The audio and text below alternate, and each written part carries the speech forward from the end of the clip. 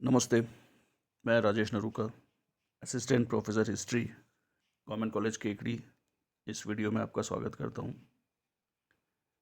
BA part first का second paper प्राचीन भारत का इतिहास में सिंधु सभ्यता के बारे में अध्ययन किया जा रहा है। किसी भी सभ्यता के बारे में जब अध्ययन किया जाता है तो मूल रूप से उसके राजनैतिक जीवन, आर्थिक जीवन, सामाजिक जीवन और धार्मिक जीवन के बारे में पढ़ा जाता है। और जो वर्तमान इतिहास लिखा जा रहा है उसमें इनका महत्व और अधिक है। मूल रूप से जब सिंधु घाटी की सभ्यता का अध्ययन किया जाता है तो उसमें भी विभिन्न जो सब्जेक्ट मैटर है उसके साथ साथ उस समय के रहने वाले जो लोग थे उनके जीवन के विभिन्न पहलुओं का अध्ययन किया जाता है।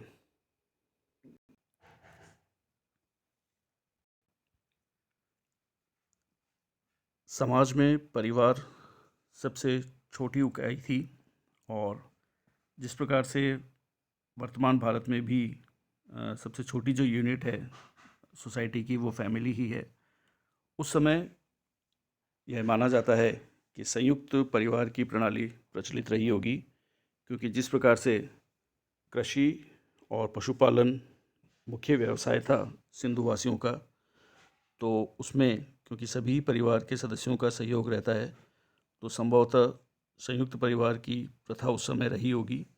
और जिस प्रकार से विभिन्न जो मूर्तियाँ मिली हैं और जिस प्रकार से मातृ देवी की भी कुछ मूर्तियाँ प्राप्त हुई हैं, उनके आधार पर इतिहासकारों का यह मानना है कि सिंधु सभ्यता मातृ प्रधान रही होगी। जिस प्रकार से वर्तमान में भी और प्राचीन काल के भारत में भी दक्षिण परिवार जो हैं दक्षिण भारत के कुछ जगहों पर इस प्रकार की जो मातृ प्रधान समाज हैं वे देखने को मिलते हैं। कपड़ों में मूल रूप से मौसम के अनुसार सूती एवं ऊनी कपड़ों का प्रयोग सिंधुवासियों के द्वारा किया जाता था और सिंधुवासी आभूषणों के अत्यधिक शौकीन थे।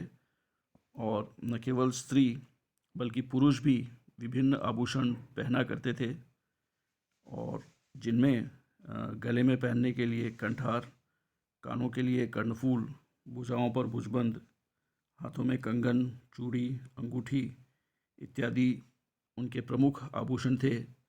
और आर्थिक स्थिति के अनुसार ये आभूषण सोने, चांदी, कांस्य अथवा हड्डी के भी बने होते थे।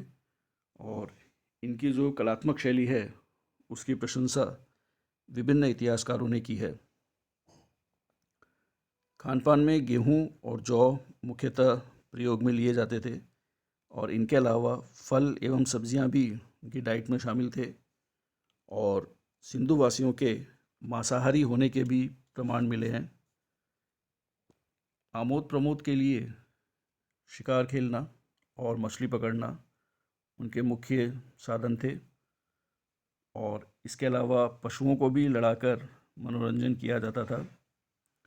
सिंधुवासियों ने अपने साथ साथ बच्चों के मनोरंजन का भी पर्याप्त ध्यान रखा था और विभिन्न जो खिलौने जिनमें सीटियाँ और बैल जुती गाड़ियाँ शामिल हैं, तो मिट्टी के और लकड़ी के बने हुए ऐसे कुछ खिलौने भी खुदाई के दौरान प्राप्त हुए हैं, जिनसे यह प्रमाणित होता है कि बच्चों के आमोद प्रमोद का भी विशेष ध्यान रखा गया था।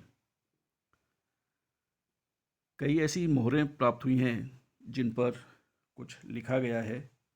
हालांकि यह लिपि अभी तक डिकोड नहीं हुई है, इसको पढ़ा नहीं जा सका है, लेकिन यह स्पष्ट है कि यह लिपि चित्र संकेतात्मक थी, एक पिक्टोग्राफिक स्क्रिप्ट थी जिसमें चित्रों के अंकन से जो भाव है वो स्पष्ट किया जाता था। और इसकी जो लिमिटेशन है कि मूल रूप से पूरे भाव इसमें स्पष्ट नहीं होते हैं, तो ये सीमाएं थी।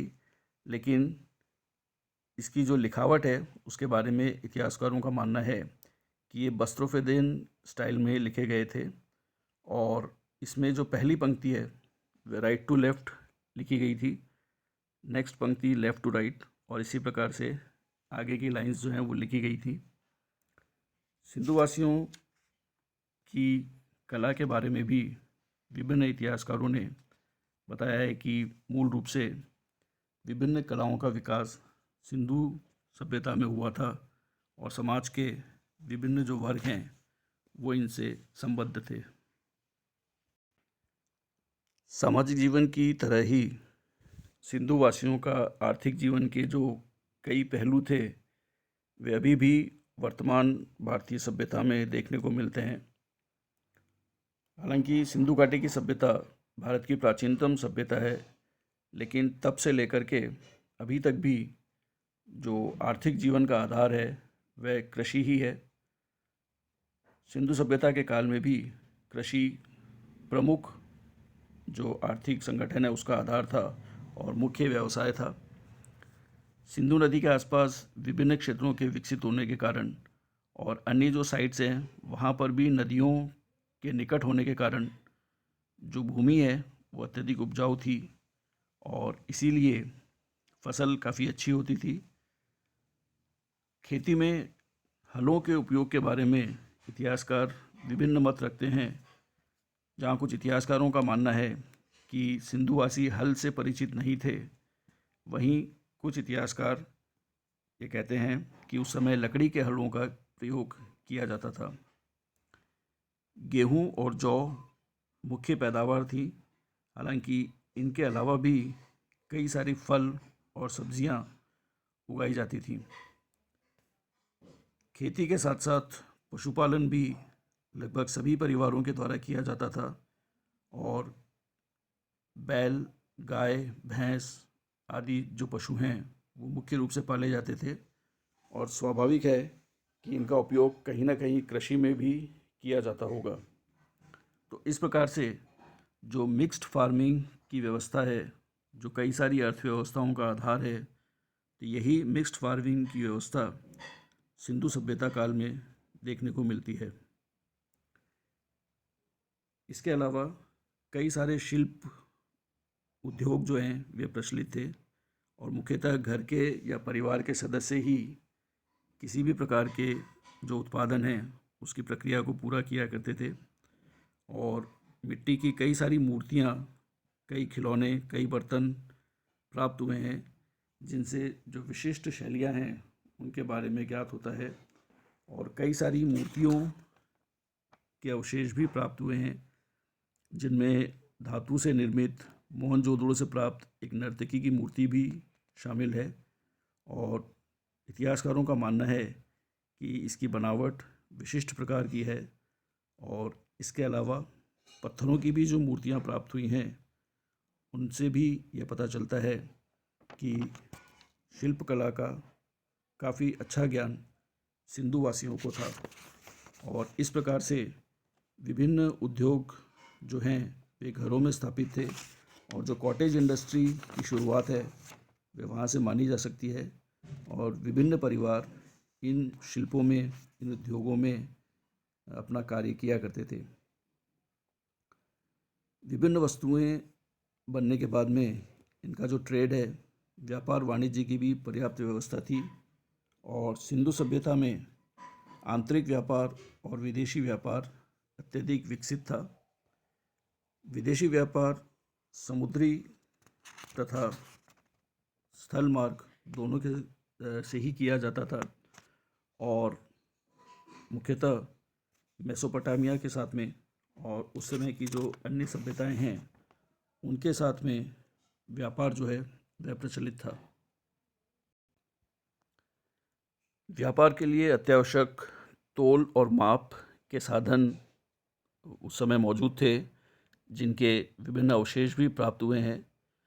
विभिन्न वस्तुओं का तोल करने के लिए कई बट्टों के अवशेष मिले हैं जो पत्थर के लगभग चौकोर आकार के हैं और यदि इनमें सबसे जो छोटा बाट है उसको एक इकाई मान लिया जाए तो ये 1, 2, 4, 8, 16, 32, 64 इस प्रकार से 2 से मल्टीप्लाई होकर के मुख्यतः ये जो बाट हैं उस समय के इनके अवशेष प्राप्त हुए हैं।